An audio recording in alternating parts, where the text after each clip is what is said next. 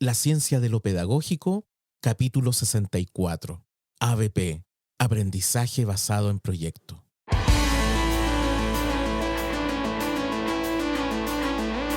La ciencia de lo pedagógico, con Gabriel Erices.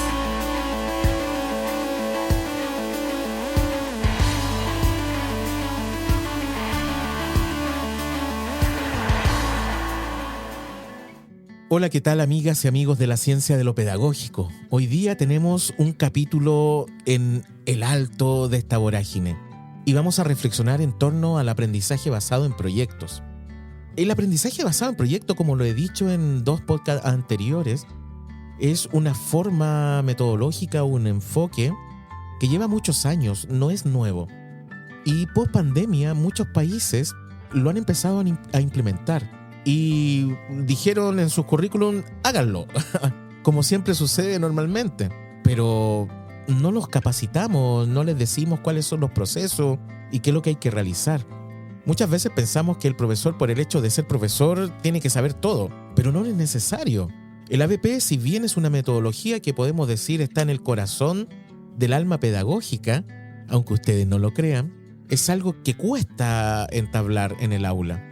¿Por qué? Porque nos acostumbramos mucho a la educación academicista, en donde la participación y colaboración de la y los estudiantes pasó a segundo plano, en donde durante 12 años de vida nuestras niñas, niños y adolescentes y jóvenes en algún momento solo ven la nuca de su compañero o compañera y los hacemos trabajar poco en equipo, poco colaboración.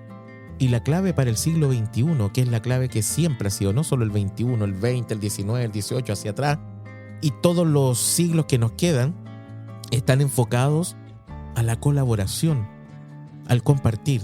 Entonces, más que el hecho de que sea el ABP, del aprendizaje basado en proyecto, lo que está a la base de este enfoque es poder generar las condiciones de trabajo en equipo, trabajo comunitario, trabajo colaborativo. Porque tenemos que aprender a desarrollar nuestras habilidades de escucha, nuestras habilidades de emprendimiento, de destreza, de elementos que nos ayudan a poder compartir y convivir en esta sociedad en la cual vivimos. ¿Qué sentido tiene si durante 12 años de escolaridad o 14 años de escolaridad lo único que les enseñamos a nuestros y nuestros estudiantes es mucho contenido y contestar evaluaciones, tener evaluaciones muy altas para poder entrar a la universidad y tener éxito? ¿Ese es el sentido de la educación? ¿O tiene otro sentido? El ABP y otro tipo de metodologías activas, porque también llaman que el ABP es metodología activa, pero si lo vemos desde el punto de vista del enfoque, nos invita a otra cosa. Lo primero a lo que nos invita es que a nosotros los adultos, los profesores y profesoras, tenemos que cambiar nuestro paradigma. Ya no somos el centro del aula. El centro del aula pasa a ser el niño, la niña o el adolescente. Nosotros los profesores pasamos a ser guía, pasamos a acompañar a quienes están junto a nosotros, que son nuestras y nuestros estudiantes. Y en este sentido del poder entender cuál es la participación de nuestra y nuestro estudiante, lo importante es saber cuál es el rol del profesor o profesora. Pero también tienen un rol distinto las estudiantes y los estudiantes. Por ejemplo, los estudiantes tienen el rol de ser activos y comprometidos en su propio aprendizaje. ¿Cuándo en una escuela común y corriente le hemos enseñado a nuestra y nuestros alumnos o alumnas que tienen que comprometerse con su proceso de aprendizaje? Yo creo que son pocas las escuelas. Normalmente nuestros estudiantes solamente tienen que contestar evaluaciones, guías, que después se van a olvidar, no van a quedar marcadas en el recuerdo. En algún momento les decimos a nuestros estudiantes que tienen que ser responsables en las investigaciones, tienen que investigar en la escuela. ¿Cuánto de lo que hacen nuestras niñas y niños es investigación? ¿O solo transcriben lo que alguien les va escribiendo? Los niños tienen que aprender a diseñar, tienen que aprender a ejecutar proyectos, tienen que aprender a investigar. ¿O solamente estamos adecuándolos a que sigan una cadena de procesos y no sean capaces de poder crear? Porque si ese es el objetivo de la educación, lo estamos haciendo muy bien. Porque algunos van a poder tener esa capacidad y otros no. ¿Por qué? Porque los adecuamos. Entonces, ojalá que sigamos como estamos. Pero, ¿ese es el sentido final? No creo. Y lo otro, ¿y qué pasa cuando a los estudiantes también les decimos, hey, colaboren, compartan el conocimiento y aprendan habilidades? ¿Lo entienden? Puede que no, pero no es que no lo entiendan porque no comprenden el concepto, es porque no lo han llevado a cabo en sus vidas. A lo mejor en su historia escolar han tenido profesores y profesores que han hecho trabajo en equipo, que han compartido, han colaborado, han escuchado. Pero hagamos el cálculo desde, no sé, de pre-kinder hasta cuarto medio, que es el caso de Chile, y sacamos la cuenta de 14 años. ¿Cuántos de esos 14 años fueron momentos colaborativos? Interesante, ¿eh? Tenemos que cuestionarnos.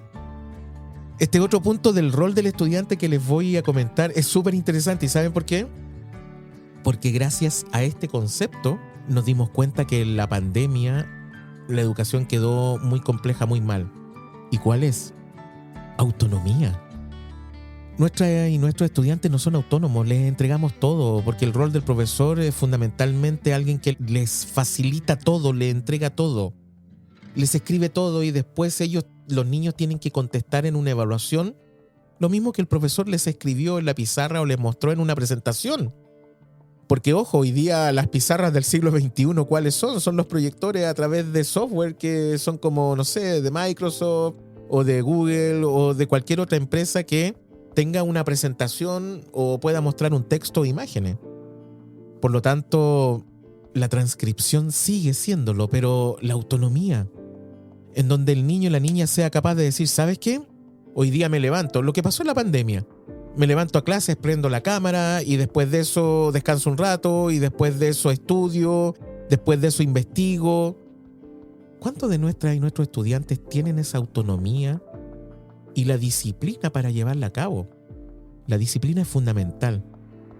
Entonces también dentro del ABP, del rol de los estudiantes, tenemos que aprenderles a ser autónomos en su proceso de autoaprendizaje, de aprendizaje y de adquirir habilidades prácticas para la vida. El otro tema que es muy interesante dentro de los roles de los estudiantes es la práctica de habilidades superiores. Por ejemplo, pensamiento crítico, la resolución de problemas, una comunicación efectiva y obviamente la colaboración. No sé, es complejo, es complejo. Y lo otro, los profesores, ¿qué hacemos en el ABP? ¿Cuál es nuestro rol en el aprendizaje basado en proyectos? Porque hemos estado históricamente acostumbrados a lo otro. Quiere decir, nosotros llevamos la clase, nosotros realizamos la clase. Y por lo tanto nos cuesta entender de que puede ser distinto. Por ejemplo, nosotros debemos pasar a ser guías y facilitadores del proceso de aprendizaje, mediadores del proceso de aprendizaje, andamios o andamiadores del proceso de aprendizaje.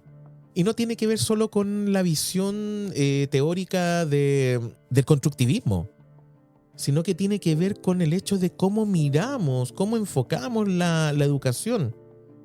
¿Yo le voy a realizar todas las tareas a los estudiantes o voy a dar el espacio para que ellos también puedan desarrollarse?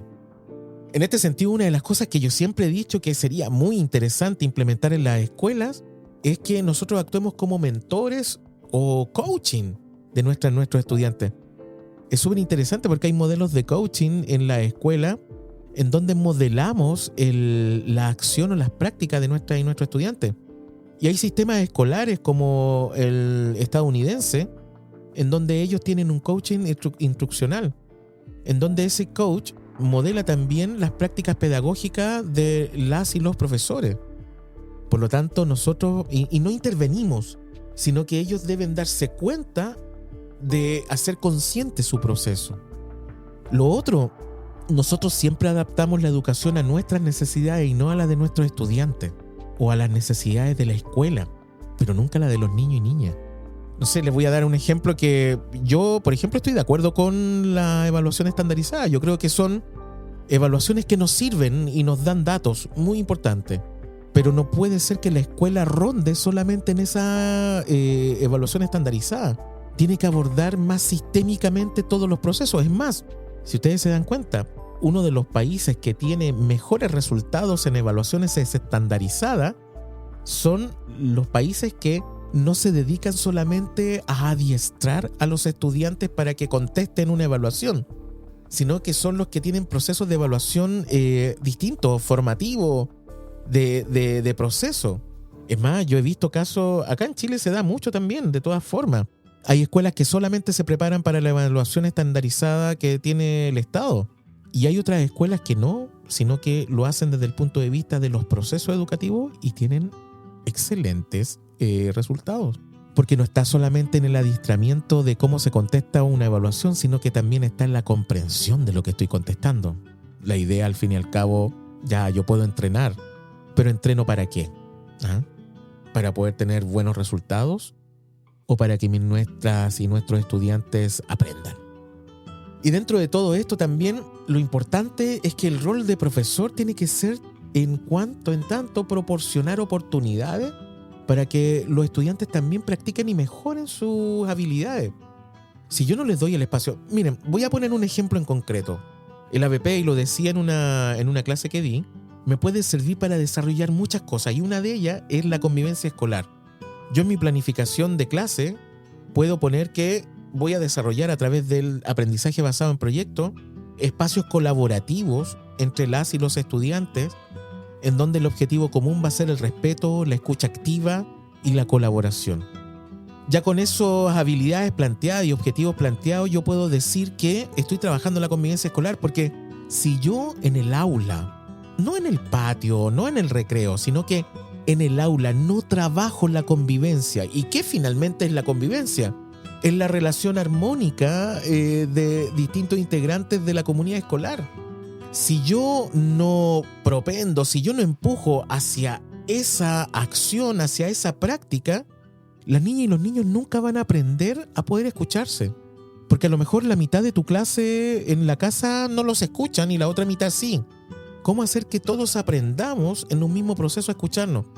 Y no solamente que aprendan ellos a escucharse entre ellos, sino que también nosotros los adultos aprendamos a escuchar a los niños y a respetarlos. Y ellos nos respeten a nosotros, porque el respeto debe ser mutuo. Y el ABP es una instancia que nos ayuda mucho a desarrollar esto. Pero tiene que ser intencionado desde el rol del profesor o profesora. No desde lo etéreo o lo que yo pensé. No. Hagamos consciente ese proceso y cuando lo ejecutemos, digámosles a los estudiantes cuál es el objetivo, compartamos el objetivo de aprendizaje.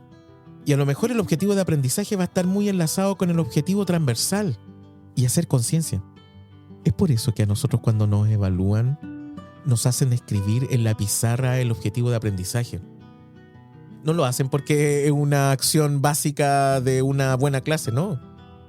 Es porque cuando yo lo escribo debo compartirlo con los estudiantes y debo dialogarlo con las y los estudiantes. Debo decirles qué es lo que significa ese objetivo de aprendizaje. ¿Qué significa o qué busco yo cuando les digo aprender? Cuando les digo analizar, cuando les digo crear. ¿Sobre qué? Sobre obviamente un contenido en un contexto. Pero tengo que dialogar el objetivo con ellos para que sepan qué van a aprender. Y aquí está otro elemento que no lo dije de antes, pero lo quiero decir ahora, que es, y lo he conversado en muchos capítulos de este podcast, son las altas expectativas. De hecho, tengo un capítulo dedicado a las altas expectativas y a lo que también podemos entender, como dicen los norteamericanos, los criterios de éxito. ¿Cuál va a ser mi expectativa de los estudiantes? ¿Va a ser a partir de las creencias que tengo de que ellas y ellos no van a aprender? ¿O va a ser a partir del hecho de que yo quiero que aprendan y lo van a lograr y tengo confianza en ellos? Obviamente el ABP también conlleva aquello. Tener esperanza, confianza en que ellos lo van a lograr. Pero no se trata de que solamente yo tenga esta esperanza y ese ímpetu de pensar de que ellos lo pueden todo y lo van a lograr, sino que también expresárselos efectivamente, decirles a ellas y ellos que pueden. Decirles que cuando compartan algo, estuvo muy bueno, gracias por tu aporte. Decirles que son capaces de lograrlo a pesar de que su contexto les dice lo contrario. Y eso es parte también de la educación. Y por último, para ir terminando esta reflexión que hemos tenido en este capítulo de hoy, es también entender de que este rol debe ser complementario. ¿Y en qué sentido? Es que docentes y estudiantes debemos trabajar juntos para que este proyecto sea exitoso. Niños y niñas, escúchenme, aquí tienen el proyecto, háganlo. No es para eso. Este proyecto o este aprendizaje basado en proyecto es 360. Somos todos, yo los voy a acompañar, ustedes van a ser los principales en esto, pero yo los voy a acompañar. Y eso tiene que ver con el trabajo en conjunto, porque el éxito debe ser compartido. Y por último, obviamente, dentro del trabajar juntos, es que en conjunto estudiantes y docentes alcancemos el logro de los objetivos de aprendizaje. Interesante, ¿eh? Y lo otro, que es un rol en común, es fomentar un aprendizaje significativo y duradero en los estudiantes. Cuando un aprendizaje es significativo, cuando un aprendizaje marca la vida de los estudiantes, les aseguro que va a quedarles para toda, pero toda la vida. Toda la vida. No se les va a olvidar jamás. Bueno, amigas y amigos de la ciencia de lo pedagógico, como dicen o decimos acá en Chile, me fui en la profunda. Poco académico, pero es como para también compartirles que es súper importante que podamos reflexionar sobre prácticas pedagógicas y enfoque, porque para mí, más que una metodología activa, el ABP es un enfoque pedagógico. Por lo tanto, desde ahí la mirada cambia en el hecho de qué es lo que construimos como escuela en nuestra comunidad educativa. Y cómo también vamos madurando los procesos de los estudiantes y también nuestros procesos. Porque nosotros somos seres en acto, seres en potencia. Somos seres que están en construcción constante. El adulto que diga que por el hecho de ser adulto ya lo tiene todo sabido y no puede cambiar y es espectacular, yo lo dudaría. No sé, porque para ser perfecto no habría que ser humano. Una de nuestras características como humanos es que somos imperfectos y que nuestro aprendizaje está basado en el ensayo y en el error. Esa es la ciencia. La ciencia es ensayo y error. Léanse a Karl Popper, que lo comentaba cuando hablo desde la teoría del conocimiento. La ciencia y el conocimiento del ser humano se forma a través del ensayo y el error. Y esa es la ciencia. Nosotros aprendemos así. Así que espero les haya gustado. Descarguen este capítulo las veces que quieran. Escriban en los comentarios qué les pareció. Y espero les haya gustado este nuevo capítulo de La ciencia de lo pedagógico.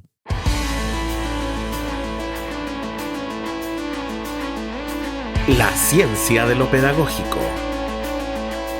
Con Gabriel Erices.